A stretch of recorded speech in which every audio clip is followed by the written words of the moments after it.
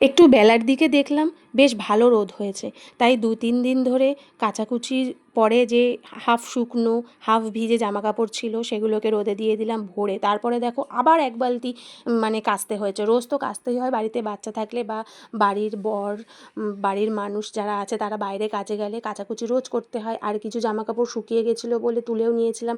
আর এদিকে দেখো আমাদের গরিবের দরজা বৃষ্টিতে ঝড়েতে হাওয়াতে সব ছেড়ে ফেটে ফুটে সব বেরিয়ে গেছে। আর এদিকে আমি আগের দিন যেহেতু উপোস করে দিয়ে নিয়েছিলাম তাই তাড়াতাড়ি পরের দিন স্নান করে নিয়েছিলাম সকাল সকাল। সাধারণত খুব সকালে স্নান করা হয় না, কিন্তু যেদিন উপোস করি তার পরের দিন তাড়াতাড়ি স্নান করে নিই।